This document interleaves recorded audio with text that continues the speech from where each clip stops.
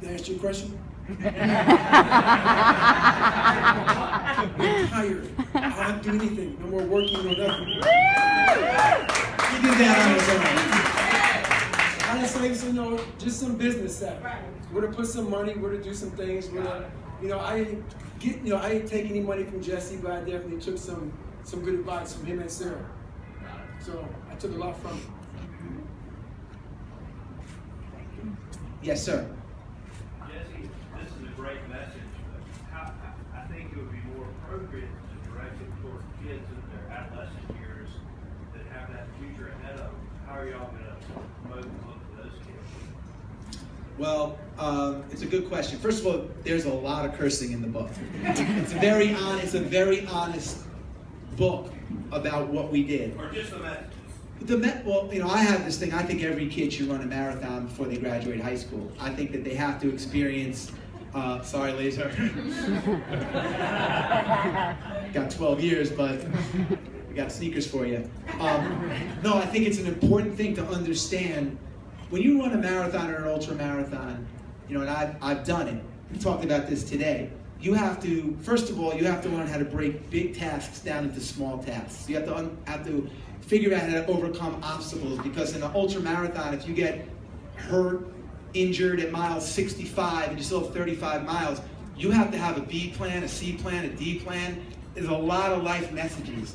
And I think that kids, if they push themselves and realize that they are 40% done when they think they're done, and they go through that challenge, that they will have incredible life lessons. So to me, it's about getting out of your comfort zone at an early age and trying things and not being scared to fail. I've run races where I've DNFs, did not finish, and I'm not embarrassed, but I ran the last New York Marathon and I stopped at mile 12. I ran 20 New York Marathon, more. I've run the marathon distance a zillion times. I got to mile 12 and I got in a subway. Everybody, and everybody has a bad day. It's not about failing. It's about, it's about the preparation. I'm gonna say one more thing about this. Fighters in the UFC train for 8 months, all 8 hours a day to go and fight for what could be a 15-second fight. And it's not about the fight. The fights shows that they win or lose. It's about the preparation. It's the 8 months of prep. He did 67,000 pull-ups. Whether he broke the record or not, it really was irrelevant to the preparation. So my message to the kids would be, you have to put the hard work in. There's no silver bullet. I mean, his story is the perfect story. Tom. So you're talking about these giant tasks, these giant, 105-mile races, whatever it is. How does it start? Where do you start day one? Because all of us are inspired by what's going on up there, and I think we're all thinking, this is fantastic, what do I do? What's day one? Day one for me is waking up and looking in the mirror, and the reflection tells me what to do. So I became real honest with myself, because I had to figure out self-esteem. When everybody's calling you a nigger every day of your life, I had to build self-esteem so high I could take anything that anybody could give me. So that's what I did in life. I did it so everybody in this room right now can come wherever you want to, and I'll go like this. That's basically what I was doing. That's where it starts. It started with me saying, how can I build up a callus? You know how you told, I did a lot of pull-ups. My hands got real calloused. It protected me from the bar. That's what I did in my brain. I got my brain so hard and calloused towards everything that I'm now able to be like, I'm just satisfied with myself in the mirror. So it starts with me in the mirror, and I go from there. I think my tasks. I would just add to that I think you have to be willing to get uncomfortable to get better. Like, I just think you have to, in anything, in work, it's always like I said, I thought I was operating at a really high level, and when I learned that I had so much more, it just completely opened me up to like, God, I can't even believe. And it's so much, you feel so much, the level of appreciation he has for difficulty, which is another thing that I learned, like the harder the challenge, the more alive I felt, I think translates to not just the physical stuff, but even work. I mean, anything I've ever done in my life, the most rewarding stuff has been the hardest stuff. So I think it's just about getting out of your comfort zone and really pushing yourself and getting uncomfortable, being comfortable, being uncomfortable. Tell us next race. He's got it. What are you doing next? Sarah here?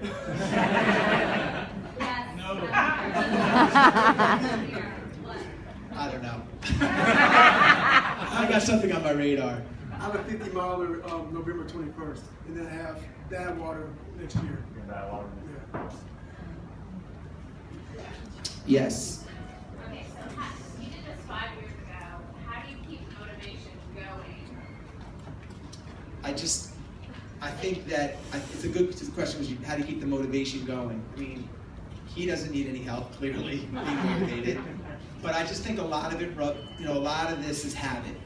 And a lot of it is, for me, starting off the day with good habits. Creating great habits in the morning has been very rewarding for me. So I like to run first thing, and I eat fruit till noon, which is in the book, and all this other stuff.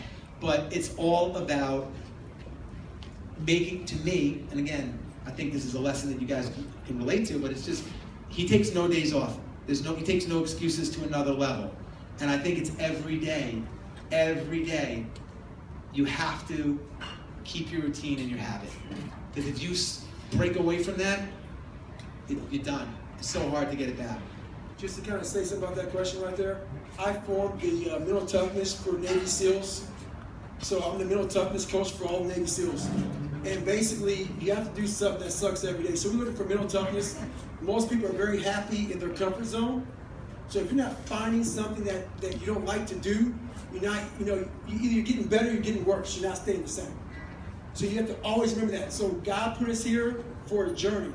If you're happy paying bills and kissing your husband or whatever, you're missing the boat.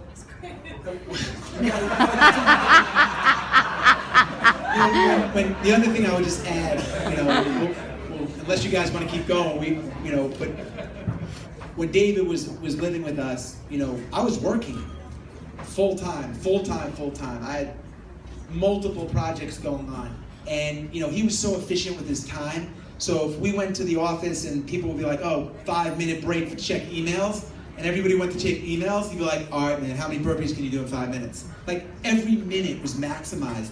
And the time efficiency was so important because he taught me that like anything that was non-essential, I would say no to. So all the lunch meetings and all this other stuff that normally I would take because I would feel like a jerk if I said no, I just started saying no, and I had so much more time, and I was using it so much more efficiently.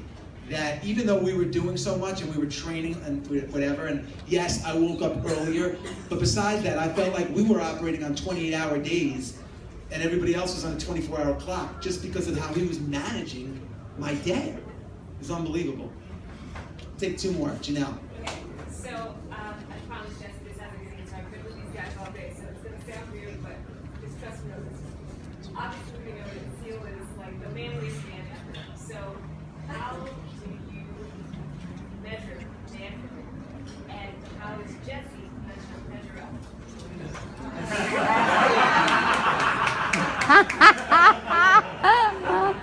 No comment, right? How I measure manhood is, please don't take, you guys heard my story, a little bit of it. I believe if a man is not constantly, once again, I believe in that accountability mirror in the morning time. Since I was 15 years old, I've always shaved my head and shaved my face for one reason. I did it back when shaving your head was not cool.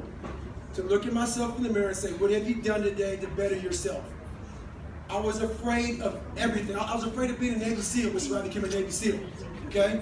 I hate jumping out of airplanes. I did it over 700 times in my life. I hate the water. I hate all that stuff. But I did it for a reason. So my judge of a man is, are you facing your fears? Everybody in this room has a fear. I guarantee it, especially you men. And you're telling people how bad you are. Face your fears. So for me, if you're not facing your fears every day, trying to become a better man, whatever your fear may be, you're not really being a man. That's my character. That's my definition. I'm sorry if I offend anybody. I don't care. You heard my story. Jesse overcame a crap ton of fears with me. I did some things to him that aren't even in the book. Because why they didn't make it in the book? Because it's crazy stuff. And I looked at him hoping he'd say no, because I want this guy to quit. My whole job was to make this guy quit. And he never did. So is Jesse a man in my eyes? Yes. I want you guys with one last story. Thank you, for for, spending all this time. Oh, go ahead, Kane. DJ Hurricane from my favorite group, the Beastie Boys.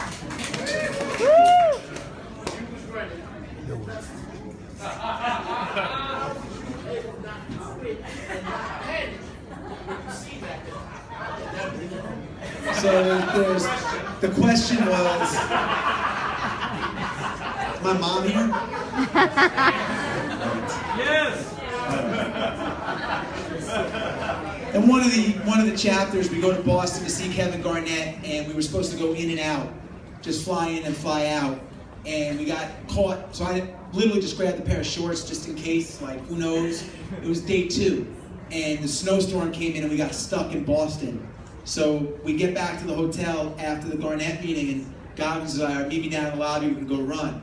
It's my second day with them, and the first 3 days were about building a base. We ran 6 miles in the morning and 3 in the afternoon, so 9 miles, and did push-ups. And I think it takes months to build a base, but we did it in 3 days. And after the run, everything was soaking wet. It was snowing. So I didn't have underwear. In the morning, he's like, meet me at 5 a.m. So we got home at 11. He's like, 5 a.m. lobby. We're running 8 miles. So I go down, and I'm like, look, man, I don't have underwear. And he's like, and? Like, I can't run without underwear. He's like, no, you can't run if you didn't have legs. So we go, and anyone that runs knows that, you can chafe.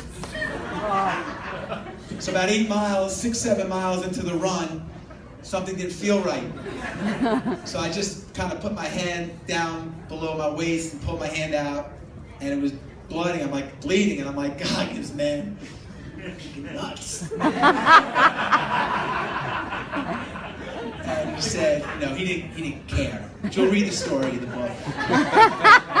He didn't care. So thank you guys. Listen, I'm happy to sign any books, as is David. If you guys feel free to stick around for a little, and I'm super grateful for everybody coming out tonight.